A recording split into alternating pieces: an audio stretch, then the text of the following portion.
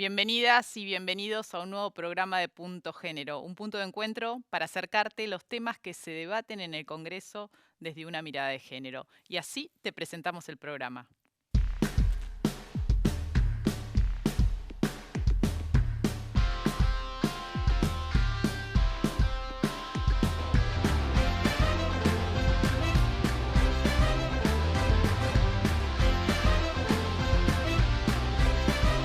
No soy tu deseo ni tu proyección. Quiero estar a salvo de mi confusión, porque yo nací mariposa, regalando luz de color, escondiéndome en una rosa. No soy tu rey.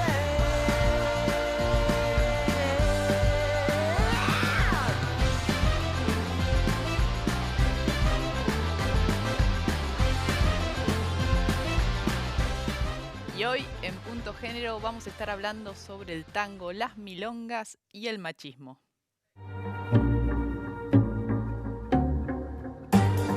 El movimiento feminista de tango impulsa un protocolo de actuación para situaciones de violencia en las milongas. Una herramienta para reflexionar sobre los modos tradicionales en los que la comunidad del 2x4 ha reproducido histórica y cotidianamente las relaciones y roles entre mujeres y varones. El protocolo incluye 9 prácticas para la transformación cultural que está protagonizando el movimiento de mujeres y disidencias, fomentando mensajes que no refuercen estereotipos y valores sexistas. Buscan incluir orquestas mixtas con igualdad de cupo, desterrar la teoría tradicional de los roles, promover el diálogo entre pares como espíritu de la danza y alentar el baile social. Y para hablar de este nuevo protocolo, las milongas y el machismo, estamos con dos integrantes del movimiento feminista del tango. Una de ellas es Susana Aguilar y Mónica Ogando. ¿Cómo están? ¿Qué Muy tal? bien. ¿Cómo están? Bien, gracias por acompañarnos. No, gracias a ustedes. ¿Hace cuánto bailan? Yo hace 15 años. ¿Y vos? Y yo hace un año, Ah, en sos- realidad, sos nuevita no, en la milonga. nueva y no, A porque ver. bueno, justamente tiene que ver con todo este tema, porque yo aprendí hace 20 años y bailé siempre con la misma persona, hasta que dejé de bailar con esa misma persona y quise seguir bailando y me encontré con una serie de incomodidades a la hora de, digamos, de empezar a bailar, porque bueno, empezaban estos micromachismos a las que siempre estamos acostumbradas malmente. Mal acostumbrada. Claro, lamentablemente. A ver, vamos por partes.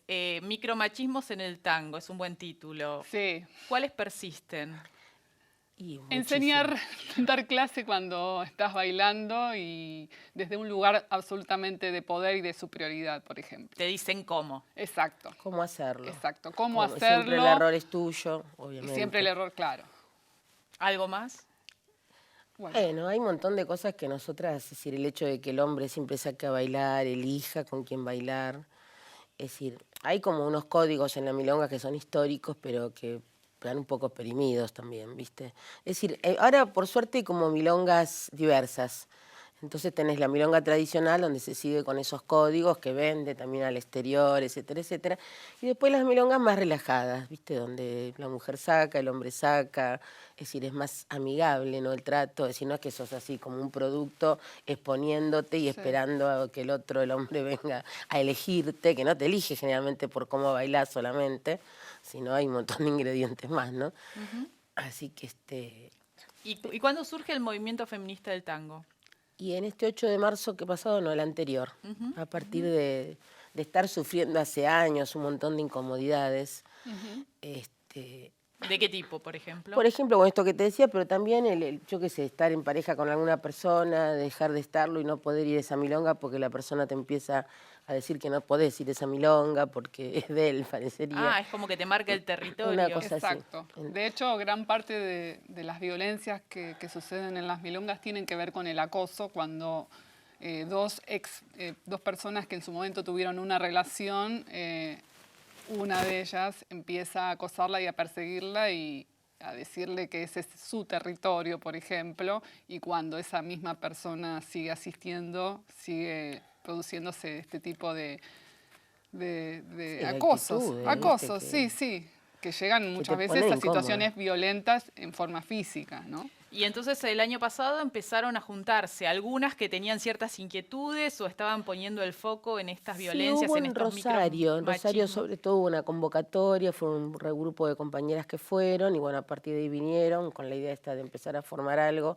en el tango que era nuevo, porque encima es un lugar que es muy machista, es como el fútbol, es decir, son lugares que son antros, ¿no? del patriarcado, digamos. Y bueno, a partir de ahí se hizo una convocatoria para el 8 de marzo, fue mucha gente y bueno, ahí empezó la organización, ¿no? Y De ahora nosotras. dieron a luz el protocolo este de actuación en situaciones de violencias. Sí, pero se dio a luz ahora, pero viene de un trabajo de todo un año y pico de hacer nosotras venimos organizadas en comisiones. Entonces tenemos comisiones de denuncias, comisión de estudio, se han hecho talleres el año pasado con los problemas de violencia, los micromachismos. Y bueno, a partir de ahí, de las denuncias que empezamos a recibir, surge esto, de decir, bueno, tendríamos que hacer un protocolo, es decir, un instructivo, algo que diga cómo moverse en situaciones en las milongas. Vos preguntabas, por ejemplo, otras cosas que pasaban. Yo, por ejemplo, conduzco, hago los dos roles, porque doy clases también de tango. Y yo, por ejemplo, hace 10 años iba a una milonga en Lanús y yo iba bailando con una amiga y mientras iba dando vuelta alrededor, todos los hombres me iban diciendo cosas. Andate a la milonga gay, andá a la Marshall, que en ese tiempo era una milonga gay. Estos no son lugares para bailar, no, como si no hubiera hombres. Pero todo el tiempo bailando y diciéndote cosas. Eso es decir, el otro día me decía, bueno, pero eso no es nada. Eso son agresiones. No hace falta que me estén pegando con un palo cuando paso para que sea una agresión. Totalmente, porque hay que recordar también que la violencia de género no solamente es física, sino que tiene que ver con la violencia simbólica y con un montón de gradaciones de violencias que justamente hacen a esto, ¿no? Decías que habían empezado a recibir denuncias. ¿Qué tipo de denuncias recibieron en este tiempo que empezaron a juntarse, a organizarse? Bueno, vos creo que conocés más Sí, directamente. bueno, violencias de muchas mujeres, ya sea directamente hacia nosotras o en la página que tenemos, Sí. contando lo que les había pasado. La página es... Movimiento Feminista de Tango. Bien. Pero denuncias judiciales, gente que estuvo atada a una silla, agarrada, casi ahorcada.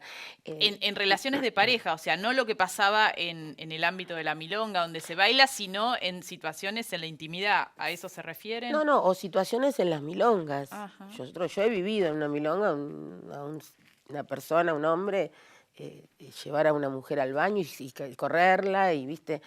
Y en general, porque es el protocolo, que ahí te empiezo a contar un poco, es porque justamente cuando pasaban estas cosas, pasan, digo, porque no es que dejaron de pasar, la que termina yéndose es la mujer. Claro. Entonces, es decir, la persona agredida se retira y no se retira el que es el victimario en este caso. ¿Y qué dicen los demás, ¿no? Los que ven la situación, quienes saben? Siempre hay gente que sabe, ¿no? De lo que está pasando. Y nada. Bueno, Esa a veces es no la saben vista cómo gorda. reaccionar, no saben exactamente qué es lo que deberían hacer porque hay un límite que a veces piensan que se están metiendo en la intimidad de esas dos personas y no se sabe hasta qué punto deben intervenir o no. El otro día cuando hicimos la presentación del protocolo, de hecho vino uno de los organizadores de una milonga que contó una situación así en donde ellos espontáneamente reaccionaron, digamos, de un modo intuitivo en separar a esas dos personas, pero literalmente era una pareja que ya se había separado en su momento, pero que uno de ellos estaba casi literalmente ahorcándola cuando estaba bailando. Tremendo. Exactamente. Así que ahí, bueno, decidieron intervenir y separarlos, más allá de que no tenían un protocolo. Pero bueno, violencias de este tipo. O la insistencia de bailar con alguien que no quiere bailar quizás Claro. con vos, por lo que sea, me interesa. ¿Y el protocolo cómo fue recibido? Bueno, en las redes de todo. viste, hay resistencia de gente que dice, ay, quieren cambiar el tango, esta es una... Sin leerlo por ahí, porque el protocolo es ni más ni menos que es orientativo, no es punitivo, es decir, intenta dar herramientas para que vos sepas cómo moverte en esa situación. Claro. A los organizadores, que mucha gente nos hace la vista gorda porque no sabe qué hacer, y a veces porque, bueno, porque es amigo, o por perder el cliente. Entonces es preferible perder la clienta, que las mujeres somos muchas y siempre hay más mujeres que hombres, que perder un cliente. Ah, mirá qué dato ese, ¿no? Sí. Claro, así que te digo porque yo lo he escuchado decir a yo no puedo hacer nada acá, se me va toda la gente. Así que, bueno, entonces bien, y después hay gente que lo recibió muy bien, que siente eso, que tiene una herramienta. Que tiene una herramienta, claro, Claro. y se siente por ahí más protegida para poder ir a divertirse. Finalmente es una actividad lúdica, Claro. A divertirse, a pasarla Disfrutar. bien, y la Es que idea ese es el objetivo, en Exacto. definitiva, que pueda ser un lugar de encuentro y de acercamiento entre todas las personas y que no sea un lugar donde algunas personas tengan que padecer situaciones indeseables, ¿no? Muchas gracias a las dos. Y vamos a seguir a ver cómo se implementa, ¿no? Y cuando aparezcan las denuncias, los casos, cómo responden quienes organizan las milongas, quienes están a cargo de estos espacios, para acompañar justamente este reclamo de que sean espacios libres de violencias machistas, ¿no? Ahora estamos invitadas, te digo como al final, a participar del Festival de Tango que se hace en la Ciudad de Buenos Aires, todo en agosto, y vamos a participar como movimiento, y ahí vamos a volver a traer el protocolo e invitar a todo el mundo para que se acerque. Cuando las mujeres se organizan, van marcando la cancha, ¿no? Y en este caso, las mujeres en el tango están diciendo basta a las violencias machistas, a los micromachismos, y ahí está este protocolo que seguramente va a traer un ambiente más igualitario para pasarla bien bailando tango. Gracias, ¿eh? No, Gracias a ustedes. Volvemos después de la pausa con más Punto Género.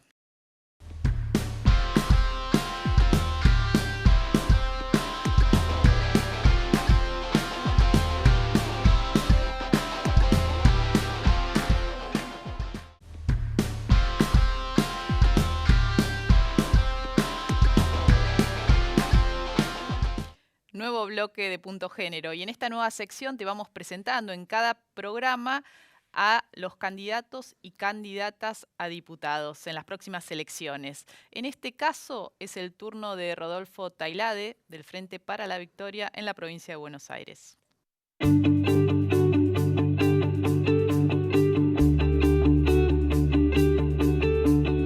Si fueras elegido, ¿qué comisiones y temas tratarías? Me gusta trabajar temas que tengan que ver con mi formación. Yo soy abogado, penalista,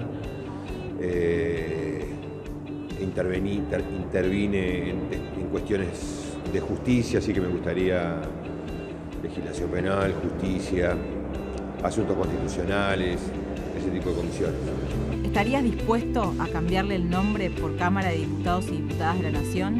Sí, desde las instituciones tenemos que generar la fuerza necesaria para que se imponga la perspectiva de género en todas las cuestiones, para que avancemos hacia la igualdad definitiva entre hombre y mujer, a tono con la etapa, con los tiempos, así que me parece que está bien el cambio. ¿Crees que nuestra legislación es suficiente para la lucha contra la discriminación y la violencia contra las mujeres? En el caso particular de la discriminación y la violencia hacia las mujeres, a ver, me parece que está bien la legislación, que con esa legislación lo que necesita es un Estado que esté dispuesto a poner en funcionamiento todos los mecanismos previstos en esa legislación. De todos modos, por supuesto que siempre hay alguna cuestión que queda pendiente, que se pueden incorporar. ¿Qué debe hacer el Estado para garantizar la Ley de Educación Sexual Integral? El Gobierno Nacional evidentemente no tiene la decisión de llevar adelante una implementación integral de la ley. No veo que no le encuentro otra, digamos, explicación que no sea esa. Entonces me parece que lo que hay que tener exclusivamente y decididamente vocación política, voluntad política de llevarlo a cabo. ¿Aborto legal, seguro y gratuito? La salud pública por encima de otros valores, la libre decisión de las mujeres, Y en mi caso particular no tengo ganas que dentro de 20 años mis 2 hijas me reclamen haber votado una ley que conculcó sus derechos. Así que un poco por esos carriles transita mi decisión. Bueno, ahí estaba, que es ya diputado, ¿no? Está terminando o terminaría este año su primer mandato y va por la renovación de la banca. Sí, efectivamente viene trabajando hace mucho tiempo en las cuestiones penales, como él bien lo decía. Hay un dato muy interesante. Él fue el defensor de Lucila Fren, esa joven que fue acusada de asesinar a su amiga, que vivían juntos en el 2007, antes de la ley y de todas las discusiones sobre la violencia de género que En estuvieran tan Vicente López. En Vicente López, claro. Él fue su abogado y justamente puso sobre la mesa la cuestión de la violencia de género como una de las dimensiones, así que tiene un gran recorrido en ese sentido y está número 17, ojalá entre. La provincia de Buenos Aires pone 35 bancas, de hecho el Frente para la Victoria, en su conformación anterior podríamos decir, pone 12 bancas, que es la mayor cantidad, para renovar, y lo que se estima es que según la cantidad de votos, las dos primeras fuerzas, las principales fuerzas, podrían incorporar más o menos 15, 16, así que está ahí como en el borde. Se hace una gran elección, el Frente de Todos en la provincia de Buenos Aires puede llegar a entrar y renovar. 30 bancas de la provincia de Buenos Aires. 35. 35 de diputadas y diputados Sí. de la provincia de Buenos Aires se van a renovar. Sí, es la provincia Se con ponen más en cantidad. juego en realidad. Sí, la verdad que sí, es la mayor renovación de integrantes y los que más ponen en juego son aquella elección del 2015, justamente cuando ganó Mauricio Macri la presidencia y ahí incorporaron muchos diputados también de la provincia de Buenos Aires. 9 son los que renueva el oficialismo. Bueno, sección muy interesante que venimos incorporando en Punto Género para ir conociendo caras, proyectos, propuestas de candidatas y candidatos. Pero, como siempre, tenemos informativo. Exacto. Tenemos informativo, lo vemos.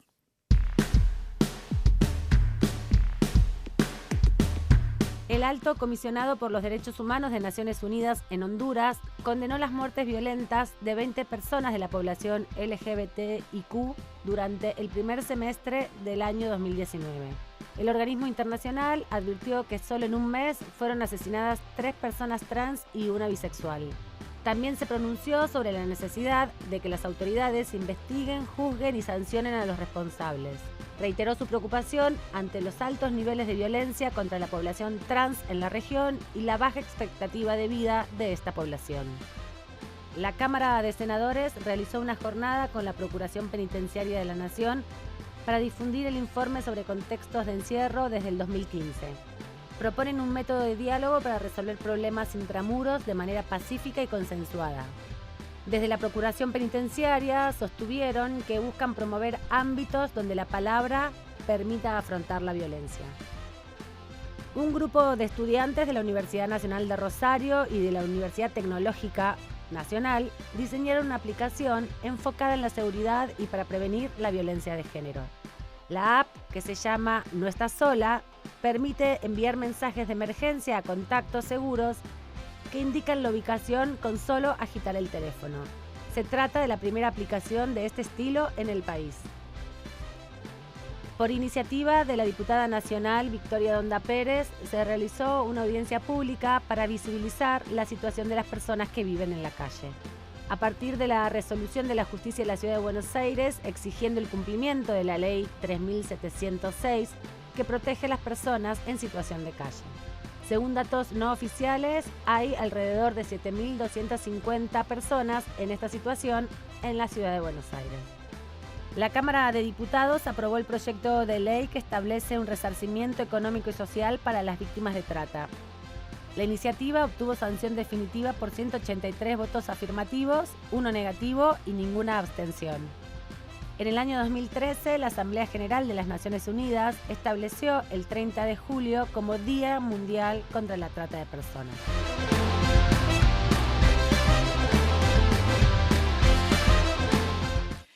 Y para hablar de esta nueva ley que aprobó este fondo para víctimas de trata, estamos justamente con María Fernanda Rodríguez. Ella es secretaria de Justicia del Ministerio de Justicia de la Nación, pero además es coordinadora del Consejo Federal de Trata. Bueno, ¿desde cuándo sos titular coordinadora de este Consejo Federal? Y prácticamente desde el inicio, Ujú. eso se sometió a votación. Vos sabés que el Consejo era una deuda que teníamos pendiente de implementación del año 2012, cuando se reformó la ley. En ese momento habíamos elegido a Fabiana para que estuviera en la presidencia, pero en la primera elección de ONGs salió postulada a la Casa del Encuentro, así que Fabiana entendió que... Fabiana Túñez, Sí, decimos, que es Fabiana. la titular del Consejo Nacional de las Mujeres. Y entonces procedimos a una segunda votación y así que desde el principio, desde su conformación. Antes de ir a esta nueva ley, ¿no? ¿Cuál es el rol, la tarea, qué hace el Consejo Federal de Trata? Bueno, el Consejo Federal, imagínate, es un ámbito de encuentro muy importante y de coordinación y definición de tipos de políticas públicas que debemos seguir. Primero están representados los tres poderes. Tenés un representante de la Corte y otro de la Procuración. Creo que debiéramos incorporar ahora a la defensa con su rol del defensor de víctimas que ha tenido con la última ley.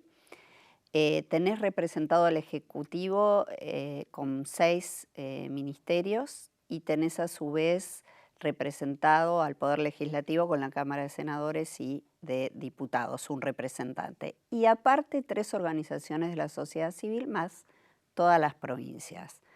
Lo que te genera en un país federal es la posibilidad de construir consensos, es la posibilidad de generar registros vinculados al tema de la asistencia y es mejorar el nivel de coordinación que este tipo de delito requiere, ¿no? Porque si bien nosotros podemos encontrar una víctima en un allanamiento en la ciudad de Buenos Aires, esta víctima puede tener su lugar de origen en Jujuy, querer hacer su retorno. El sistema de retorno se trabaja con el Ministerio de Desarrollo Social, pero la recibe en la provincia el punto focal de desarrollo social de allí, ¿no? O sea que es una articulación entre el Estado Nacional, las provincias y también los 3 poderes del Estado. Y la sociedad civil. Y la sociedad civil. Realmente es... yo estoy muy orgullosa de cómo hemos armado este Consejo Federal. Nos dividimos en comisiones por temas. Ha sido un llamado a la acción todo el tiempo. Teníamos 2 opciones como consejo: sentarnos a hablar de todos los problemas y hacer una gran catarsis colectiva, o decir poco a poco lo que podemos ir resolviendo, resolverlo. ¿Y qué respuestas le están dando a las mujeres que son rescatadas en operativos que se encuentran en situación de trata, ya sea trata para explotación sexual como trata laboral, que son los 2 focos principales acá en la Argentina? Porque muchas veces lo que se dice, bueno, pero vuelven al mismo lugar de donde salieron y cayeron en estas redes, ¿no? Totalmente. Bueno, ese es el gran desafío que tenemos como diseño y como implementación de política pública. De alguna manera el fondo viene a tratar de dar una respuesta a esta situación. Vos sabés que este fondo se va a constituir con todos aquellos bienes que ya sean productos o efectos del delito en la comisión del delito de trata de personas. Esto no es un detalle menor, porque eso implica mejorar la performance de la administración mientras estos bienes son cautelados, entonces que no estemos rematando chatarras, sino que rematemos bienes que han sido cuidados.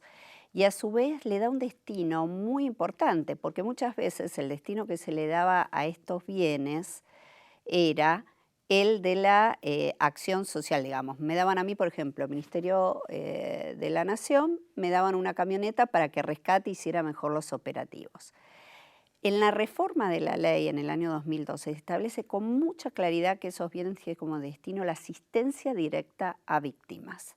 Es decir, estos bienes han sido producidos con la explotación de personas. Entonces, es importante que el principio reparatorio se imponga, que sepamos cautelar estos bienes, realizar las investigaciones patrimoniales desde el inicio y que tengamos un fondo, como lo prevé todos los sistemas de Naciones Unidas, te lo prevé el Grupo de los 8, te dice que es el mejor mecanismo y un ODC, te establece que esto lo debe hacer el GAFI, un fondo fiduciario público que tiene la posibilidad de invertir bienes, de no deteriorar el valor, y que aparte va a tener la enorme función de que este Consejo, conforme el artículo 27, defina cuáles son los mecanismos de asistencia directa que vamos a cumplir con estos bienes. Entonces, los recursos económicos que va a contar esta coordinación tienen que ver principalmente con el accionar de la justicia en el proceso de juzgamiento de los delitos, ¿no? Todos los bienes que se Podemos decomisan de recibir ahí. donaciones, legados también, y podríamos recibir alguna ayudita del presupuesto, si fuera posible. A ver, Pero ¿y qué se está haciendo ahora? Porque esto es ahora a futuro, a partir de esta sanción, se van a ir incorporando en la medida que se incauten y que se rematen o se vendan, o el mecanismo que se utilice para convertirlos en dinero Sí. constante. Ahora, ¿qué respuesta se le da hoy a una mujer que pertenecía a un pueblo X de la provincia, de alguna de las provincias, y en una situación de extrema vulnerabilidad es reclutada por una red de trata y termina en un prostíbulo explotada sexualmente? Bueno, la respuesta que vos tenés hoy, en líneas generales, es la que yo comentaba un poco al principio, por eso la importancia de tener la red bien conformada conjuntamente con las provincias, que es dar el apoyo, digamos, social que estas víctimas necesitan para reconstruir, reconformar su vida, está dado a través de las provincias. Este es un compromiso que se firmó allí por el año 2008-2009 con O sea, la las primera ley. provincias se tienen que hacer cargo, son las que tienen que tener presupuesto para este programa de asistencia a las víctimas, ¿o la nación pone algo de dinero? Bueno, la nación invierte mayoritariamente en todo lo que es el sistema del programa de rescate, que es el que desarrolla el Ministerio de Justicia de la Nación, en lo que es el refugio, en la intervención y acompañamiento de esas profesionales también, en lo que es toda la Cámara GESEL, que ustedes saben desde la última reforma se propone poder tomar estos testimonios de este momento y hacemos todo un acompañamiento. Desarrollo Social de Nación trabaja en todo lo que es el retorno voluntario asistido de la víctima extranjera, paga su pasaje y trabaja todo ese acompañamiento y algunas construcciones de proyectos de vidas, como se han hecho en algunos casos, te podría contar maravillosamente, con una persona, con un senegalés, rescatado un barco, que terminamos con un proyecto de vida, una barcaza en su lugar de origen. Y la víctima nacional retorna a su punto digamos, de origen, a su provincia, y se trabaja con todo el sistema de asistencia que tiene esa provincia, con darle un cupo de preferencia en la vivienda social si existiere, y en esto estamos trabajando profundamente para que así sea. En darle por ejemplo, la provincia de Córdoba les da un subsidio. También empieza a ocurrir esto que es bastante dispar según cuál sea la provincia o el territorio. El Consejo también ha permitido construir un WhatsApp, que esto ya es más como informal, donde todos nos estamos asistiendo constantemente, ¿no? Con las asistencias, con las ayudas, con ver cómo podemos mejorar. E incluso estamos trabajando por primera vez un registro junto con la OIM, la Organización Internacional para las Migraciones, para tener el mapa de asistencia. Lo que yo creo que hemos logrado a través del Consejo, así como este fondo, que es un principio ordenatorio de la administración de estos bienes, que tienen este destino y que debe ser el principal destino porque así ha establecido la ley, es ordenar cuál es el mapa de asistencia, cuál es la realidad que tiene. Y esto lo estamos haciendo con la OIM y con todas las provincias, generando este mapa y viendo la circulación. Mandarle un oficio a la Corte, por ejemplo. Una de las cosas que nos ha pasado es que en los expedientes, cuando vos llegás a la fase de la sentencia, que ha pasado mucho tiempo en la tramitación del caso, no figuran ni los nombres de las víctimas en la sentencia. Y se pierde ese recorrido. Y se pierde ese recorrido y ese contacto, con lo cual me pasó a tener máquinas que decía, bueno, se las podría dar a estas víctimas de este caso y que no se las puedo dar porque no las encuentro. Para ir cerrando ya, ¿de qué cifras estamos hablando actualmente en términos de cantidad de mujeres, bueno, de personas, mujeres y varones, Exacto, que son rescatadas de redes de trata? Bueno, desde que se implementó la ley y que está el programa de rescate, y ahí empieza el tema de la diversidad de los números, nosotros tenemos que administrativamente hemos rescatado ya más de 14.000 víctimas. Pero digo, yo para poner más en perspectiva por año, por ejemplo, o por mes, para tener esa cifra más cercana. Sí, pero déjame decirte esto para que vos veas cómo son los números. Te estoy hablando de 14.000 en casi 10 años. Judicializadas con sentencia, 1.200. Y que haya iniciado una acción por daños y perjuicios, una sola víctima de trata. Una sola víctima. Que fue el caso de Alica de Quinán. Alica Quinán. ¿El resto de las víctimas no tienen derecho a una reparación, aún cuando no recurren? Bueno, vos tenés los plazos procesales que prescriben en las acciones de daños y perjuicios. Lo que digo es, tener hoy la figura de un defensor de víctimas, y ojalá logremos que el Senado tome los concursos que ya se han realizado respecto de defensores de víctimas. Tener un defensor de víctima que va a impulsar esa acción con una víctima que es sumamente vulnerable, porque por algo tenés una sola víctima que ha requerido la acción de daños. No olvidemos el proceso del reconocimiento de la víctima, de su condición misma de víctima, de la posibilidad luego de empoderarse como para tener acceso a un abogado y poder ser defendida en este caso. Entonces, estos números nos muestran cuál es el escenario que tenemos hoy. Definir con claridad cuál es nuestro mapa de asistencia. Tener un principio ordenatorio de los fondos que se reciben por estos delitos. Generar un esquema de buena administración. Identificar víctimas con legajos de víctimas en los expedientes donde el juzgado tenga que tomar contacto hasta el momento de la sentencia, como lo toma con el imputado.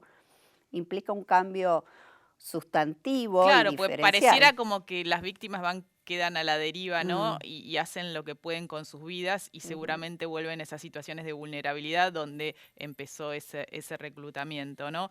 Muchas gracias por traernos esta información. Vamos a seguir de cerca a ver cómo se implementa finalmente este fondo y para que efectivamente llegue a las víctimas de trata. Gracias, Amanda. Hasta la próxima. Nos volvemos a encontrar la semana que viene con más Punto Género. Chau.